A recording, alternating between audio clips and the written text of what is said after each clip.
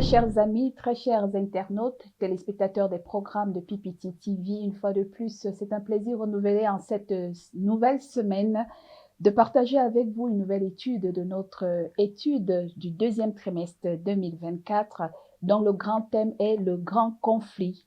Pendant 3 mois, nous allons élaborer ce thème et cette semaine, nous abordons effectivement la 3e leçon qui a pour titre « La lumière brille dans les ténèbres ». Et le verset à mémoriser nous est tiré du livre de Jean chapitre 12, le verset 35 qui nous dit « Jésus leur dit, la lumière est encore pour un peu de temps au milieu de vous. Marchez pendant que vous avez la lumière, afin que les ténèbres ne vous surprennent point. Celui qui marche dans les ténèbres ne sait où il va. » Nous allons, en quelques vingtaine de minutes, aborder cette thématique de la semaine avec, comme panéliste ce jour, le frère Élisée. Bonjour Élisée. Bonjour Madame Florence. Bonjour, un habitué de nos plateaux, Innocent, bonjour. Bonjour Madame Florence. Alors voilà, nous allons aborder ensemble la 3e leçon de ce deuxième trimestre 2024 avec le titre « La lumière brille dans les ténèbres ». Nous allons demander au frère Innocent de nous unir dans la prière. Obéissons pour la prière. Éternel, notre Dieu Tout-Puissant, nous voulons te dire merci encore une fois parce que tu viens de nous accorder cette occasion de pouvoir t'écouter nous parler au travers de cette 3e leçon. Parle état au ciel, que tu puisses disposer nos cœurs pour t'écouter nous parler avec nos téléspectateurs au nom de Jésus. Amen. Amen. Amen. La lumière brille dans les ténèbres. Comme ça, de prime abord, Élisée, la lumière brille dans les ténèbres. Qu'est-ce qu'on peut comprendre à travers ce titre? Merci beaucoup Madame Florence pour la question. Il est important de nous rappeler les thèmes centraux de ce trimestre qui nous parle du grand conflit, sinon du conflit qui règne entre les biens et les mal. Et nous avons eu à commencer par apprendre la guerre derrière les guerres. Et on avait compris que nous étant les champs de bataille, il y a vraiment plusieurs choses qui se passent dans notre vie de chaque jour. Mais quand on est allé plus loin, quand on est en train d'explorer les guerres que nous menons chaque jour dans notre vie, nous avons commencé par apprendre l'amour et l'égoïsme comme question centrale. Et de là, nous avons compris que il y a de l'amour que lorsqu'il y a l'absence de l'égoïsme. Et Dieu est amour. Et aujourd'hui, curieusement, la thématique d'aujourd'hui nous propose un autre thème très significatif, la lumière qui brille dans les ténèbres. Mais on a compris aussi que l'absence d'amour qui règne aujourd'hui dans ce monde, dans ce siècle que nous vivons, amène la colère, rancœur, angoisse, jusqu'à ce que les gens se posent la question que les psalmistes aussi s'étaient posée. En Psaume 4, le verset 7. Psaume 4, le verset 7, il nous dit ce qui suit. Plusieurs disent, qui nous fera voir le bonheur? Et c'est votre question aussi, parce que c'est la mienne. Fais lever sur nous la lumière de ta face, ô Éternel. Et donc, si nous voulons que la paix règne au-dedans de nous et que le bonheur puisse aussi faire partie de notre vie de chaque jour, il faudrait que l'Éternel puisse faire briller sa lumière envers nous. Et quand on parle de la lumière, c'est qui veut dire que le contraire de la lumière, c'est les ténèbres. C'est que quand nous manquons le bonheur, c'est comme si nous vivions dans les ténèbres. Et il n'y a que l'Éternel qui puisse maintenant nous faire jouir le bonheur en éliminant nos vies de chaque jour. Merci beaucoup. Et il n'y a que l'Éternel qui nous puisse voir en qui nous obtenions le bonheur. Le commentaire de la leçon de cette semaine, donc la journée justement de sabbat matin ou samedi, nous a dit qu'après la mort de Jésus-Christ, frère Innocent, il y a eu une sorte de haine et d'opposition envers les disciples de Jésus, et où ils ont été persécutés, ils ont été torturés. Nous l'avons appris justement à travers la leçon, la 2e leçon qui a parlé justement de l'amour, de l'égoïsme, mais comment, par amour pour le Seigneur, ces hommes ont sacrifié de leur vie, de leur bien pour le service divin, mais surtout pour aller témoigner ce message d'évangile vers les païens. Alors, il va se passer quelque chose dans les 2 premiers siècles de l'ère chrétienne. Il y a une foule de païens qui vont embrasser le message de la chrétienté, mais avec des guillemets. Alors, frère Innocent, comment le compromis a intégré les rangs de l'Église chrétienne? Comme frère Élisée a expliqué le titre, il a parlé de la lumière, il a parlé du ténèbre. Il a fait allusion au thème central qui parle du grand conflit. Le grand conflit qui est ce conflit de choix entre le bien et le mal.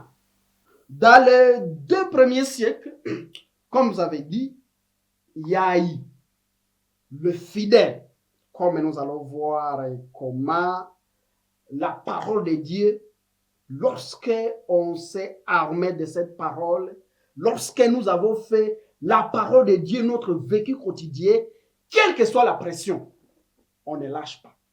Alors les chrétiens de cette époque, ils n'ont pas lâché, quelles que soient des tortures, d'autres ont été tués, d'autres ont été brûlés, et lorsqu'on brûlait les gens, ça amenait plus une multitude. Aujourd'hui, vous brûlez 50, demain ils entrent 500. Et les gens, les autorités, c'est là qu'ils sont dans l'autre cas, dans les ténèbres, ils ont dit, avec cette méthode, nous n'allons pas réussir à faire éteindre la lumière. Voilà. Alors, ils ont changé de stratégie. Ils ont dit, nous aussi, nous entrons. Comme si nous acceptons ce que ces chrétiens, ce que ces fidèles disent. Mais ils sont entrés avec l'arrière-pensée de pouvoir infiltrer l'Église. C'est comme ça que Donc, les mensonges, voilà, les ténèbres a été mélangé à la lumière. Ceux-là qui ont fait logiquement plus qui symbolise la vérité, moins qui symbolise mensonge, ça donne mensonge. Il n'y a jamais eu de mélange entre mensonge et vérité pour donner la vérité. C'est toujours mensonge. C'est comme ça que lorsqu'il y a un mensonge qui se mélange à la vérité, ça devient des compromis. Voilà, mensonge qui se mélange à la vérité. Quelles sont les caractéristiques qui permettent de savoir qu'est-ce qui a été mensonge, déformation de la vérité ou subtilité, mauvaise interprétation, où l'apôtre Paul nous parle justement dans le livre des Actes, le chapitre 20, le verset 29 et 30. Si nous pouvons, le frère Élisée peut nous aider à lire Actes chapitre 20, des versets 29 à 30. Acte 20. Le verset 29 jusqu'à 30 nous dit ce qui suit. Je sais qu'il s'introduira parmi vous, après mon départ, les loups cruels qui n'épargneront pas les troupeaux, et qu'il s'élèvera des milliers de vous, des hommes qui enseigneront des choses pernicieuses pour entraîner les disciples après eux. Voilà. Alors, comment détecter la subtilité, l'erreur, la déformation de la vérité ou la mauvaise interprétation de la parole derrière justement ces faux convertis, ces faux croyants qui intègrent les rangs de l'Église et qui viennent mettre ce compromis, ces loups cruels et qui enseignent au point où l'Église a perdu les repères en termes d'enseignement canonique de la vérité. Voilà, merci beaucoup pour la question. Quand j'essaie de lire la Bible, de Genèse en Apocalypse, je trouve que Satan utilise la même approche que dans les jardins d'Éden.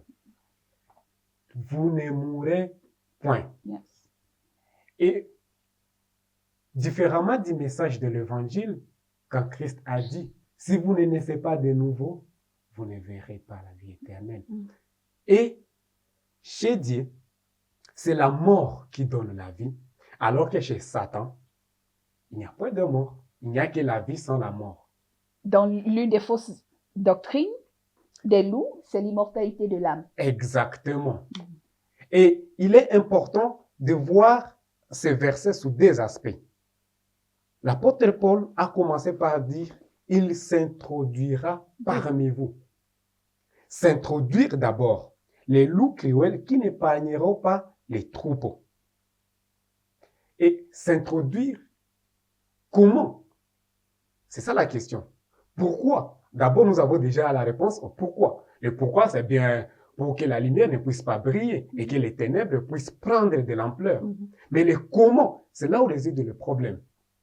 Le malheur est que depuis notre jeune âge, nous ne faisons que des compromis. Lorsque vous voyez dans le foyer, il y a papa qui dit, ah, pour des raisons d'épée, je laisse ça. Madame, occupez-vous de ça. Mais est-ce que c'est ce qui vient au fond de lui-même? Et nous aussi, enfants, en grandissant aussi, nous voyons des compromis. Et au boulot aussi, il y a des compromis. Dans nos amitiés, il y a des compromis. Donc, étant donné que le compromis est devenu partie intégrante de notre vie, alors c'est plus facile. C'est pourquoi même aujourd'hui, Satan semble triompher. Et comment est-ce que le mal peut triompher? Mais gloire soit rendue à notre Seigneur Jésus-Christ, puisque la victoire est certaine pour ceux-là qui vont prier. Et ce que j'aime beaucoup de la parole de Dieu est que ceux-là qui vivent dans la lumière dissipent les ténèbres. Car une toute petite lumière est capable de dissiper une grande étendue de ténèbres. Mais pour aller à la deuxième partie de ces mêmes versets, après l'introduction, qu'est-ce qui va venir? Il s'élèvera du milieu de vous des hommes qui enseigneront les choses pernicieuses pour entraîner les disciples après eux. D'abord, regardez l'approche méthodologique. S'introduire. C'est quelque chose qui n'était pas à l'intérieur, était à l'extérieur, qui s'introduit comme une parasite. Et une parasite, lorsqu'il prend place dans l'organisme humain, il commence maintenant à détériorer jusqu'à ce que même l'être humain entièrement, il sera anéanti pour que seulement les ténèbres puissent briller. Mais la promesse est là. Et voilà donc, je voudrais insister, le frère Innocent, sur cette doctrine pernicieuse qui ont intégré l'Église et qui ont déformé la vérité de manière subtile. On pense encore être dans la foi chrétienne, dans la chrétienté, dans le christianisme tel que Christ a laissé, mais on s'est rendu compte que l'infiltration a entraîné beaucoup de croyances, des influences culturelles, traditionnelles et même scientifiques dans le message chrétien. Comment on peut détecter ces doctrines pernicieuses dans l'Église aujourd'hui? Merci beaucoup. Je crois, frère Élisée, il a donné quelques éléments. Il a parlé du type et immortalité de l'âme. Mais il y a aussi, lorsque la fausse doctrine est entrée, vous voyez ici, Paul est entré c'est une mise en garde qui s'introduira. Et puis, c'est d'une façon subtile, parce qu'on a vu que l'attaque ouverte, ça ne va pas remporter, ça ne va pas empêcher la lumière de briller. Alors, la subtilité pour découvrir le parodie, ça demande aussi d'être aux aguets, d'être alerté.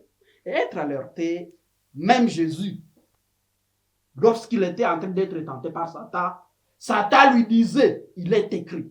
Voilà la subtilité de Satan. Mais Jésus répondait quoi aussi? Il est écrit. Alors,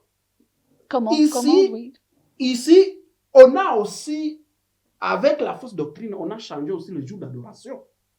On a changé le jour d'adoration qui était au sabbat, on a mis au premier jour et ça a continué jusqu'à aujourd'hui. Alors, pour qu'on puisse savoir détecter, c'est ça la question qui était à poser. Il n'y a pas d'autre magie. Nous allons le voir ici, qu'avec notre propre force, on ne peut pas y arriver. Jésus, il a utilisé, il est écrit. C'est la force de la parole. Nous aussi, nous devons utiliser, il est écrit. La Bible dit, la foi vient de ce qu'on entend. Et ce qu'on entend, c'est la parole de Dieu. Là, c'est Romains 10, 17e verset. Qu'est-ce que nous nourrissons de nos vies? Est-ce la parole de Dieu? Afin que lorsqu'il y a des subtilités qui entrent dans nos vies, au lieu de tomber dans les compromis, que nous puissions dire, il est écrit. Que nous puissions détecter par, il est écrit. Oui, justement, je voudrais insister sur certains commentaires qui ont été faits au niveau de la leçon ou bien de ce que nous voyons, l'introduction du paganisme à l'intérieur du christianisme. C'est-à-dire, vous savez, à cette époque romaine, qu'est-ce qui se passait justement? Parce que la loi de Dieu est claire sur le 2e commandement, par exemple, qui dit « Tu n'auras point d'image taillée ni de représentation dont tu ne te feras aucune idole. » pour l'adorer. Mais maintenant, le paganisme va utiliser la ruse. On va remplacer les idoles que nous adorons dans nos traditions et dans nos cultures avec d'autres formes d'idoles à l'église, où on va intégrer, par exemple, dans les chapelles, les images des saints. Dieu a pourtant été clair dans sa parole, on ne doit pas adorer une image ni une représentation. Il vient de citer également un autre commandement qui a été biaisé, celui du sabbat. Alors, frère Élisée, comment amener les croyants de notre génération à comprendre que ces types de compromissions qui ont intégré la foi dans le christianisme sont un danger dans la vraie adoration? Merci beaucoup, Madame Florence, pour la question. Je pense que je vais devoir utiliser l'approche de Jésus-Christ. Il est écrit. Nous irons ensemble dans le livre des Proverbes. Proverbes, le verset 23, le chapitre 23, le 23e verset. Ça nous dit ce qui suit. Acquiert la vérité et ne la vend pas. La sagesse, l'instruction et l'intelligence. Je réitère la première phrase. Acquiert la vérité et ne la vend pas.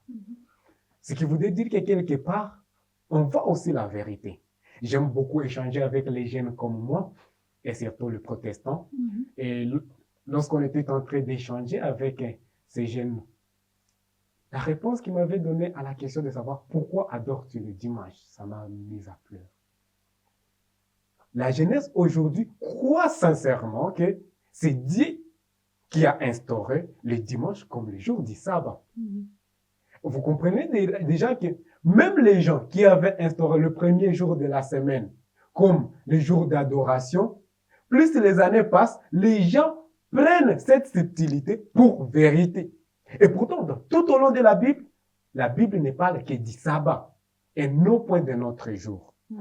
Mais à part ça, puisque nous sommes en train de parler de la protection de la parole de Dieu. Oui, la sauvegarde de la parole de Dieu. Oui. Voici ce que j'ai lu aussi dans le livre de Job.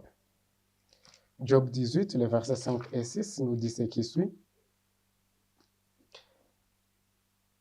La lumière du méchant s'éteindra, et la flamme qui en jaillit cessera de briller.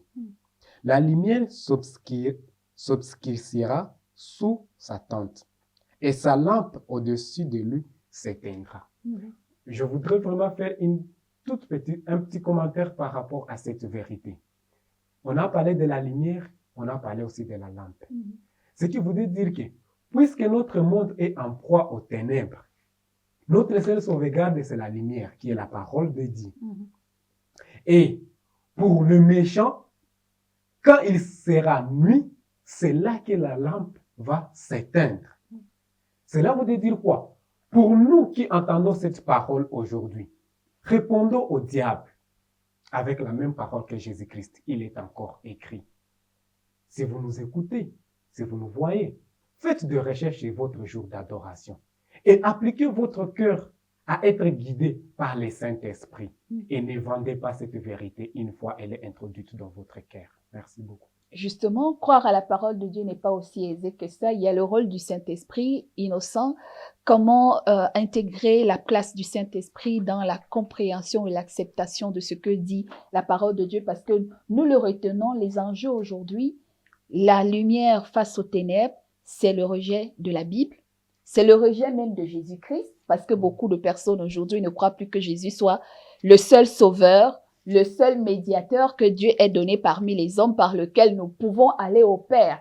On crée aujourd'hui une foule de médiateurs, le Dieu de papa, le Dieu de maman, et puis on a une foule de personnes vers qui on va faire des confessions et vers qui on prie pour que nos prières arrivent devant. D'ailleurs, il y a aussi les prières avec les saints.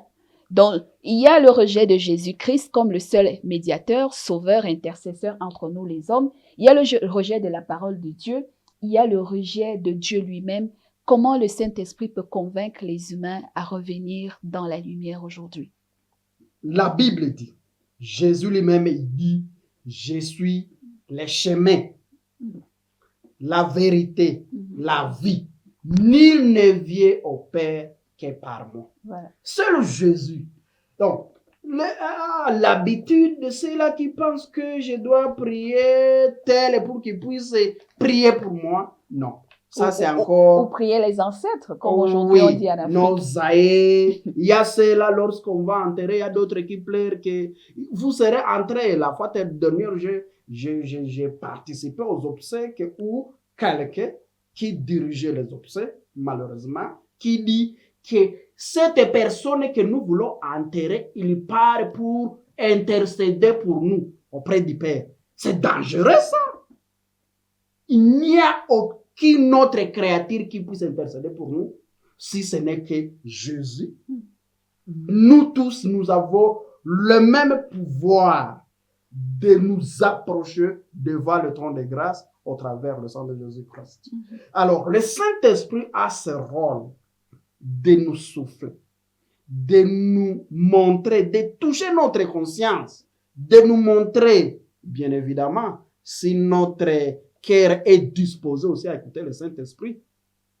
Oui, parce que la Bible dit que Jésus frappe à la porte de notre cœur. Si nous écoutons et ouvrir, il va entrer afin de régner avec nous. Alors, c'est à tout un chacun de voir, est-ce que j'applique mon cœur, ma vie à la vérité? Et appliquer sa vie à la vérité, c'est nourrir nos sens de la parole de Dieu. Alors, dernier mot, Élisée, par rapport à l'acceptation, parce que la Bible est complètement rejetée aujourd'hui. Je le disais encore tantôt, les gens disaient, ce sont les hommes qui ont écrit, donc comment ne pas tomber dans le piège de la confusion entre nos convictions personnelles et la voix du Saint-Esprit? Merci beaucoup pour la question. Heureusement qu'on ne pouvait pas parler de la lumière sans parler de l'Esprit Saint. Et merci aussi pour la question qui vient mettre l'emphase sur la prise de conscience de tout et chacun. À la maison, vous pouvez même prendre votre Bible et lire dans 2 Timothée 3, le verset 16, qui dit « Toute écriture est inspirée de Dieu ». Là, on parle de toute écriture. Maintenant, la question à se poser, c'est pourquoi aujourd'hui, on commence à nous dire il ne faut pas prendre l'Ancien Testament en entièreté et prenez seulement le Nouveau Testament. Et pourtant, c'est le Nouveau Testament qui dit toute écriture. Donc, pas une partialité, mais toute écriture. Après, ça, c'est pour nous convaincre, nous instruire. Mais ça me rappelle encore la promesse de Jésus-Christ. Non, je ne vous abandonnerai pas, je ne vous laisserai pas comme des orphelins. Je vous enverrai le Saint-Esprit. Et celui-ci vous rappellera, vous instruira et vous montrera la volonté du Père. Et en allant un peu plus loin, vous trouverez que quand on parle aussi de la lumière de manière pratique, la lumière, c'est être capable d'être utilisé puissamment par le même esprit. Car l'apôtre Paul a dit, l'Esprit de Dieu rend témoignage à mon esprit. Mais pourquoi aujourd'hui nous avons tellement de brouillard autour de nous? Des films cinématographiques qui nous prennent tellement de temps. C'est tout simplement pour nous embrouiller la tête et ne pas être susceptible d'entendre cette petite voix qui nous parle de la vérité. Tout en terminant, nous pouvons aussi nous rappeler de ce qui s'est passé le jour du baptême de Jésus-Christ. Alors que la voix fut entendue du ciel disant, celui-ci est mon fils bien-aimé. Mais qui ont entendu ces voix? Ceux qui étaient prêts et qui avaient l'influence du Saint-Esprit avaient entendu cette voix-là.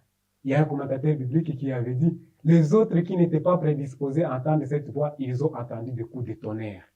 Comme dernier mot, je vous supplierai seulement d'être aussi avec moi dans Jérémie 6, le verset 16, qui nous dit, mettez-vous de côté et regardez les anciens sentiers.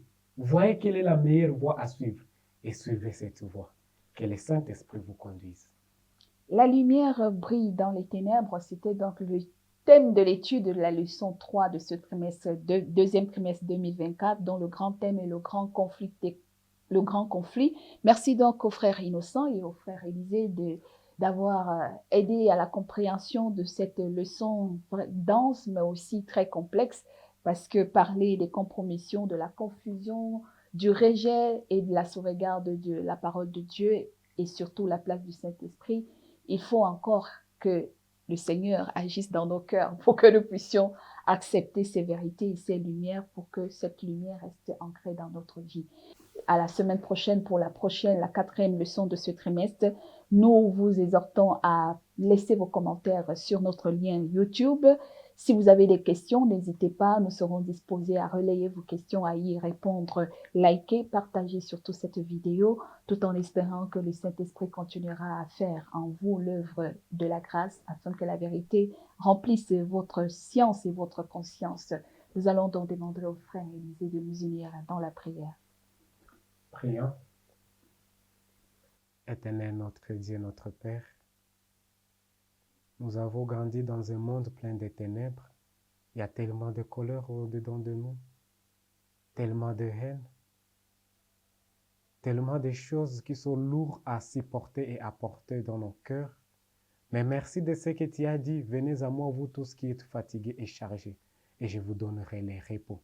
C'est à tes pieds, ô Père éternel, que je suis en train de consacrer tous nos téléspectateurs et nous-mêmes, afin qu'à tes pieds, ô Père éternel, tu humilies nos cœurs et que tu nous donnes un cœur nouveau, un cœur repentant et un cœur qui reconnaît ton autorité dans notre vie. Sois notre seule sauvegarde et que ta lumière puisse briller au-dedans de nous et que cette lumière que tu vas émerger au-dedans de nous puisse dissiper tous les ténèbres qui tournent autour de nous.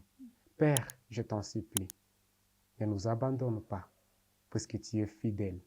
Accorde-nous ta présence, car tu es Emmanuel. Guide tous ceux-là qui auront un cœur prédisposé pour être guidés par toi. Et que ton Esprit Saint nous remplisse, car nous te le demandons au nom de Jésus-Christ. Amen. Amen. Au revoir.